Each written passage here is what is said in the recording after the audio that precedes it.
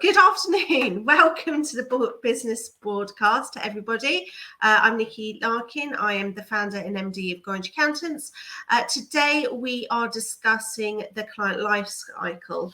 Hopefully I will be joined by my colleague Guy Smith shortly. He's in the London office today, so he's either having technical difficulties or he's still in with clients, so apologies for that. But anyway, you've got me, and hopefully he'll join us, but in the meantime I shall try to cover off everything.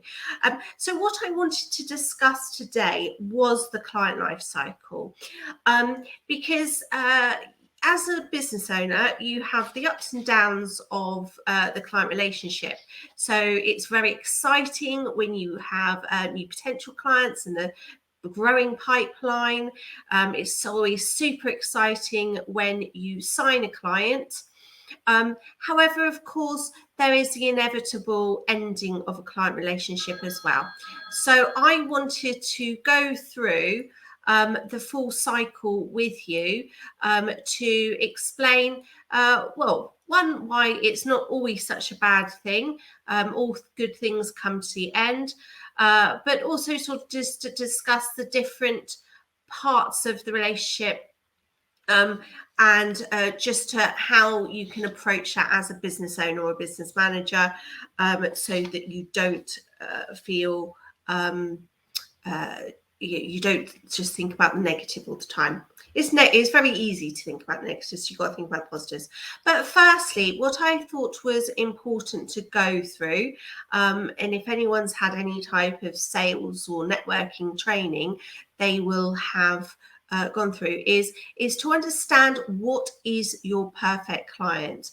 Now, this is applicable whether you're selling a service or a product, because whenever you're doing your marketing and your sales pitching, you should have in mind who is going to use that service or product and who is the perfect one for your business to be attracting. One, it's so that make sure that you're designing the service or product in that's therefore the best thing for that target audience or target client, but also to make sure that you can therefore all your marketing, your sales, all your planning is all about that perfect client. So what do you want to know about that perfect client? What you need to know as much as you possibly can. It's really good for yourself and your team to understand what they would look like so that they can spot them. So for example, you may be thinking, I'm going to be selfish, talk about I'm not going to go into deep specifics for ourselves, but sort of using, if you're a legal or a marketing or accountancy company or service businesses, what you would be looking for. So you might be wanting to target a specific sector. You might be wanting to target a specific size of business. So, because after all, it's not a good idea to have all of your business with one client, because if you fall out, then you are stuffed. So you want to have is at the right size for your business, and that will change through the life cycle. So that sector, that size, what else? You may be wanting to put some other attributes to them. You might be thinking, well, actually, I only want them to be in a certain area.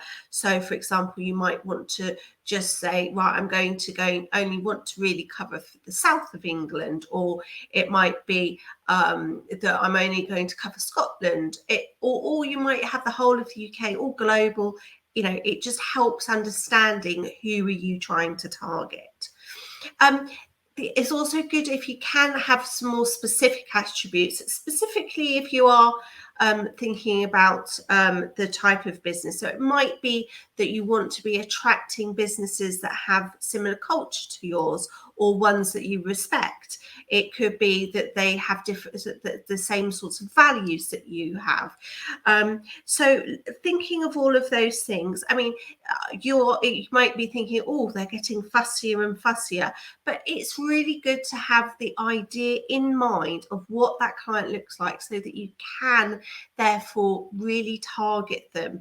After all, many of us are very fortunate that there are a lot of potential clients in their sector. So it's a good idea by pinning it down a bit more specifically, you can really target the right ones for you. There might be some other selfish things there. There might be, you might be looking at, you might disregard the clients that might not, you might not have an affinity with. So for example, obviously who wouldn't want the more friendly clients?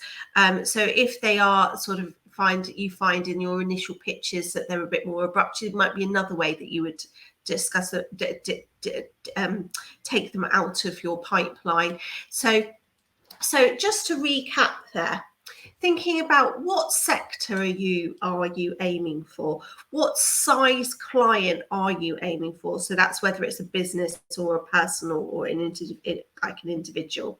What area, what geographical area are you going for?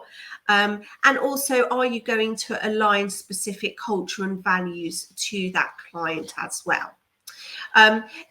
Final one, you may look at specific economic groups. So you may go, well, I only want to have, especially with product, because often you're looking at, is it an A-B client, or is it a CD type business, person? So if they're, which economic category are they in? That can also, and you can do the same for businesses as well. Sometimes that aligns with sectors as well nicely, because you will find that certain sectors have typically lower margins than others, and hopefully that all will flow through to the bottom line. So you may be deciding that as well. Especially, all of us are short of resources, whether it's people or even for if your product. So being very specific really helps. So you might be thinking, well, why on earth do you care about losing the client? Well, I put that into several different sections of clients. There's the end of business, so it's a natural end, or for individual, it could be that they are they've aged out of that type of product. So it's a natural ending, that one. You might have a business change. So if we're just talking about the B2B type clients, they might be now doing something very specialist, therefore they want a specialist company or agency to represent them, which is completely makes sense. There might be a growing pain loss, and I'll talk about that a bit later on. Or it could be a false leader. You may be making that decision that's at the natural end of the life cycle. So I'm just going to go quickly, briefly through the beginning of the life cycle, because that is where people get really excited, enjoy it, but I'm going to spend a lot more time on the end of the life cycle. Just a reminder though, if you do have any questions, do please put them in the comments section, even if it's just to say hi. It's just good to know that the recording is working properly. I'm not on my own, because obviously Guy's obviously super busy with his client up in London, so he's not being able to join us, but nice to know that there's other people out there. If not live, it's not a problem, because many people will be watching this on our catch up, via our LinkedIn catch up or via the YouTube catch up. Okay, so please do put your comments in as we go. Anyway, so first of all, so the life cycle for the client. So you've got that initial contact with them. So it might not even be contact at the moment. It might just be building up the awareness. So that's in the marketing. You're building the awareness, whether it's through adverts, through things like this. It will maybe through networking. It may be through other clients singing praises about the product or service. So you're building up an awareness. So you're not, that's not necessarily physical directly at that stage. You might not have even met the client, but hopefully if your marketing is doing its work, they will already have an awareness of you. Then when it actually comes to more of a warm, it's then a warm lead. So they will have phoned you, you will have been directly introduced, or they will contact you through your website, or they may even, if you've got some immediate off-the-shelf products or services, it may be their first purchase from you. Now, at this stage, you want to make sure that you have the best impression possible. So you want to be making sure that your processes are very slick, streamlined, and appropriate. And don't forget that you do need to review these things regularly. Because, you know, as everything ages out, it's really important to review these sort of processes that you've got at every part of your business regularly. But hopefully, you know, you're doing well, you're getting in lots of clients, and therefore that front end part of the awareness and the onboarding is working really, really well. But don't be afraid to be asking the client, you know, especially when they come on, you know, find out how they found out, so to make sure what awareness is working, and also make sure that ask for feedback at every stage of the process. Ask for feedback so that you can I love business process re-engineering. That was my favorite topic at university. I did my dissertation on. And that is all about making sure that you're continually looking at your processes, continually re-engineering them, taking them apart, making sure that they are right for this moment and for the future. So keep on improving that. So then you're going into the sort of more constant relationship. They've signed up for you, they've had the initial services or products, and then they are a repeat client. Now that relationship, you know, is important not to neglect.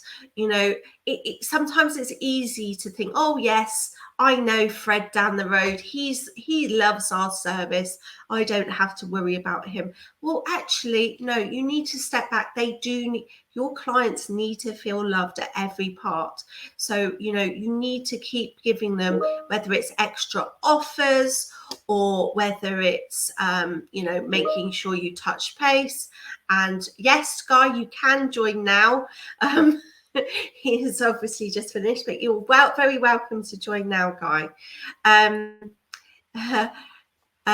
So do make sure that you are, you know, remember, it is much more expensive to get a brand new client than a new client. Sorry, it's much more expensive to get a brand new client than to maintain a client. So do try and make sure you are looking after the client all through that. So whether it's a service, make sure that you're talking to them regularly. Make sure that they know what services that you're currently providing, because hopefully you will always be having extra innovation, and they will need different things at different parts of their life cycle of their business. So make sure you're talking to them. If you are providing them, give them up-to-date information of where you are. You know, it's not just about when you finished it.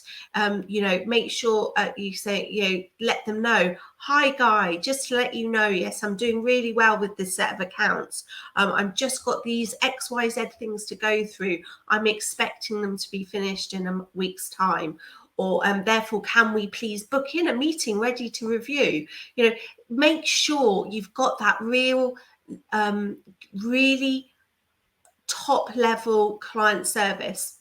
That's, of course, that's the type of service that you're selling. You know, you know, sometimes you might be trying to look after a mini level client with a BMW service. You need to make sure you're pitching it to the right level. But, you know, I always think it's better to over service than under service a client. So I wanted to go, so guys should hopefully just to be about clicking in. I wanted, sorry, I'm losing my voice. I've had a very busy week with, we did our budget webinars yesterday as well. So what I mentioned before, I wanted to go in a bit more detail about those end of clients, because some of those can potentially be turned around or turned into a different type of client. Others, it's the right thing for your business that they are coming to the end of the life cycle. So, business change. Now, this can be one of the most frustrating losses. However much you try to grow your business with the client, they might just be naturally, it's time for a change. They might just have, if it's audit, it might be that they just naturally, they have to have a different audit partner every so many years. That's part of their requirements. They have to change, and that's fine. So it's natural, but you want to be running for the next cycle, obviously. Or is that other work that you could be pitching for? So I think it is always better, however upset you are about why they're leaving, whether they want a niche practice, they're looking for the new shiny thing, whether they've got new investors, but sometimes it's just simple, they just down to location. We've had a wonderful client for about 7 years, absolutely brilliant.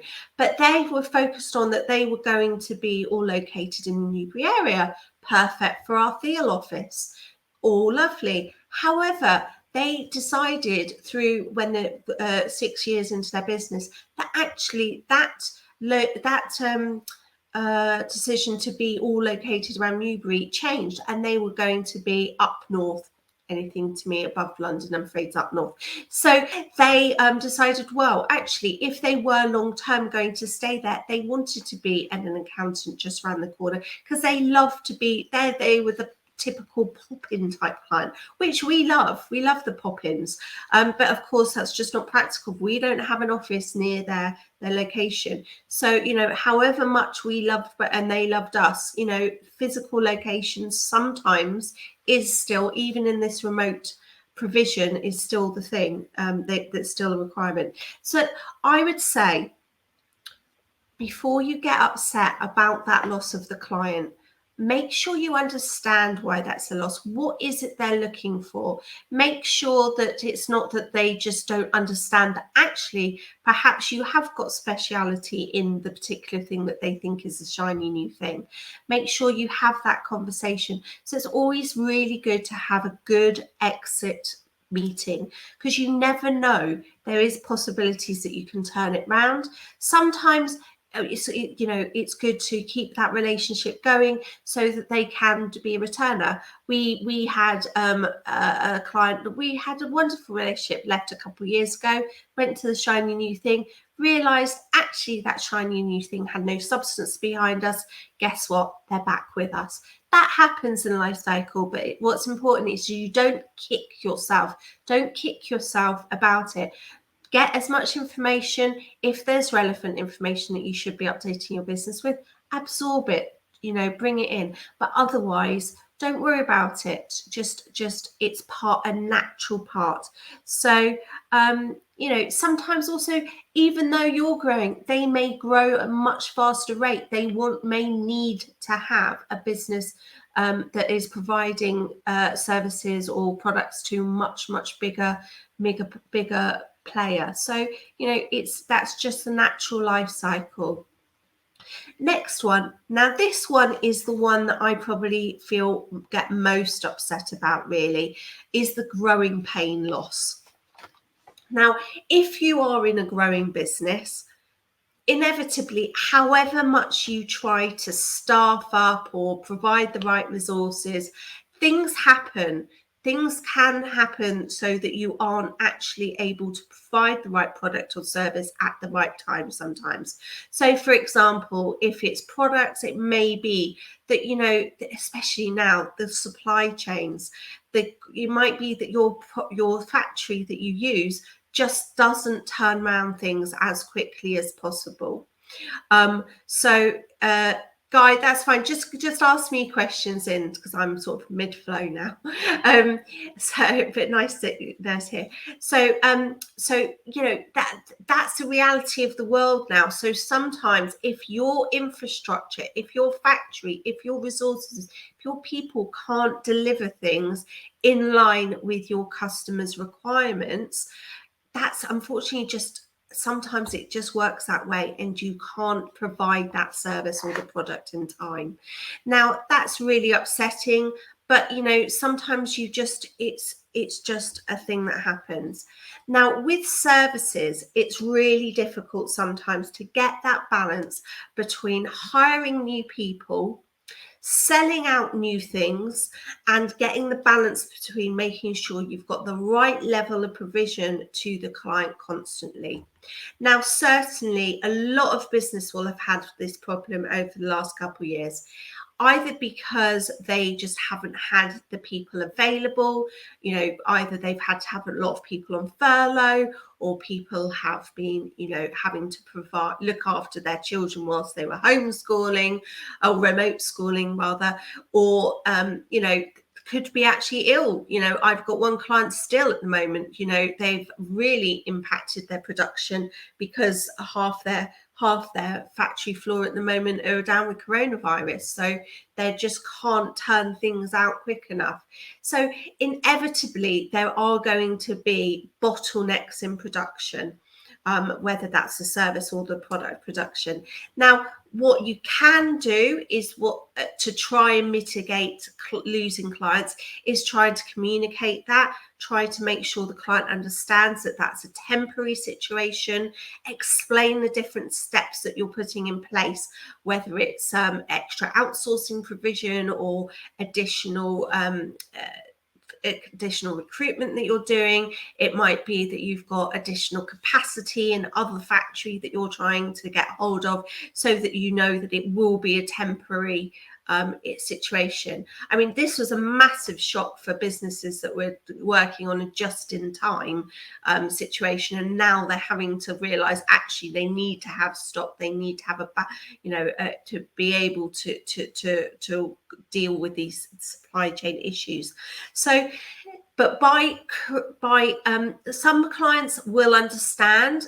However, if it therefore impacts upon their provision to their clients, they may have no choice but to change. So, you know, again, it's really, I get very upset if it's growing pain loss. You know, sometimes you just can't provide it.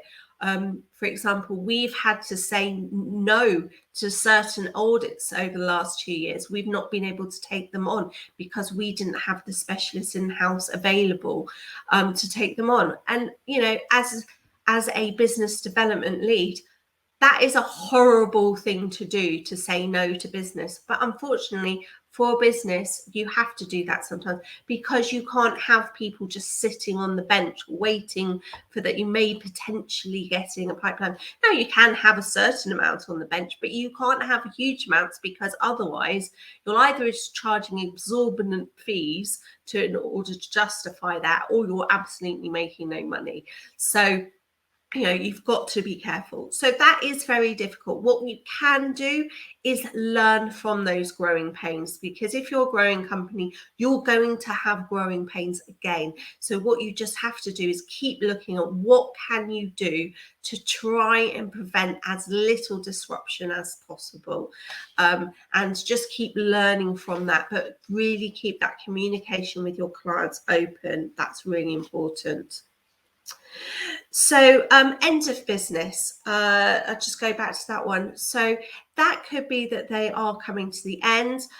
We've had a lot of clients that were contractors. With all the changes in the enforcement of IR35, they've decided that's not for them. They're going into PAYE now. That's a natural loss. You know, there's nothing, you just keep in touch. You make sure that the closure of the business is as smooth as possible. Keep in touch, because you never know, they may be in a position in their future business where they need to be able to appoint someone for services. You might get another bite at the cherry in their new place. So again, really important to keep that communication. Make sure that their departure is a happy one, that you tidy everything up, be a real proper completer finisher, and do that. So and you have that naturally. You have people, they're just naturally, they're coming to retirement. You might even have businesses that get bought. We had a client bought by Twitter, and however much I'd love to have the whole of Twitter as a client, unfortunately that is not the case, not this year anyway. We've been able to help those smoothly with closure, so we've been doing some bits and bobs, but obviously we're not a big four as yet. No, we're never going to be a big four. Reality, we don't want to be a big four, but we will have specialist things. So so those are the natural ones. But again, when you're predicting and forecasting for your sales, you need to be predicting that you are going to have some replacements for that natural wastage in your client portfolio, to replace them.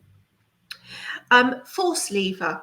I'm going to end on this section, the force lever. Now, this is when you are deciding that you no longer want to serve this client. So when you don't want to provide a service to them. I'm just going to go through this, and I'm going to pick up, there's 1 or 2 questions come through, so I will do questions at the end. And I did start just a minute or so later, so I will, if you forgive me, I will just go over slightly to make sure that I can cover everything. Excuse me. So the force lever. So you may decide, it may be that you decide, because of how your business is progressing, that they aren't the right client for you anymore. So it's just not fitting in the type of service. So it may be that you decide to specialize in a specific sector, and therefore you don't want to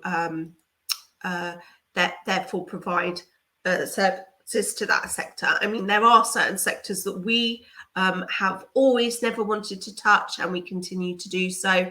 And there are some sectors that we used to look after, and we've just realised that actually they're just not our favourite ones, so we don't want to look after them. So that's a sort of a natural progression, and that's usually quite a sensible conversation. People usually understand why you want to specialize. Sometimes though, it may be, our business has been going 14 years. Our pricing structure from 14 years ago when was completely different to what it is now. But then our services and our staff is completely different to 14 years ago. So of course we're going to be charging a lot more than we charged 14 years ago. Not forgetting inflation. It's just natural that we are providing better and better services, so we will be charging more. So of course you're going to have some clients that don't want to go along with that. They're quite happy to go to a smaller provider, perhaps a one-man band, and pay a less, because they just have a very basic service, and they don't need all the different baubles that you can add on. The other lever is, it's what's really good and good for your sanity, if every so often, perhaps yearly, depends how often you want to do this. Some people do this quarterly or 6 monthly. I think it's a good idea to just do it perhaps yearly for us, is to consider your client base. Who in your client base is there that gives you a headache? So quite honestly, who do you want to not have in there? So it might be that you think, well, actually, they cause me a headache, but if they paid me a bit more, I wouldn't mind. It might be that they cause you such a headache that you just don't want them anymore. So in that scenario, it's important to face that, because if it's causing you problems, it's probably causing the rest of your team problems too. But it's better to just cut it off. It's better to say to that client, you might not say the full reason, but you might say, look, I'm really sorry. We're going to have to disengage. Either you might be saying because it's not in that sector, or that, we're going to, I'm afraid we would have to charge a lot more. So we just don't think it's economical for you. It doesn't, it depends on how much you want to share with that client about why you're disengaging.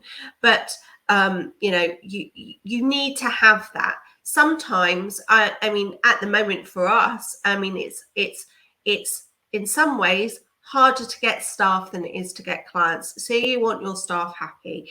Therefore, that's in some areas. It's really easy to get staff, but you want to have your staff motivated. You don't want them demotivated because there's a rude client or somebody that's really, really difficult to engage with. Now, if it's a rude client, no hesitation. That's just a very quick, I'm sorry, I will not tolerate that. Good to know you. Thank you for your business so far, but goodbye. No, you don't want to have that. So you need to make sure, and that's sort of going circular back to right at the top when we're talking about values. If you don't value your staff, then that's just such a bad thing. But if you are valuing your staff, then of course you will not tolerate anyone being rude, etc. So there's different ways. Please do have a chat with me if you want to have ideas on how to get rid of bad clients. Come and chat to me afterwards. I'm very happy to share. Now, there's a few quick questions and comments come in. So let's just go through. So there's Guy. He's just reiterating, it never hurts to step back and give yourself thinking time every now and again to properly plan and communicate. It's easy to get wrapped up in the firefighting every day. Absolutely, Guy. And it's been a bit like that this week, hasn't it?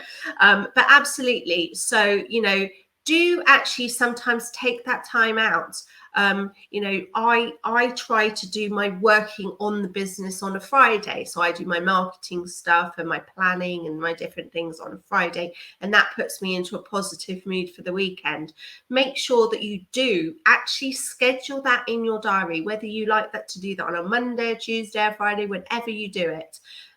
Or even if you do it as an offsite. I've got a client going off for a 2-day offsite next week. They're doing some serious planning. It's good to do that, because just running fast is not always the best thing. Sometimes it is better to have a sit down and think and strategize. Is this a comment? Yeah, sorry, late for joining. No problem, Nigel. No problem. I know you've been busy. You've been working since early this morning. Good advice, Nikki. Whatever the circumstances, it's running your company at optimum level.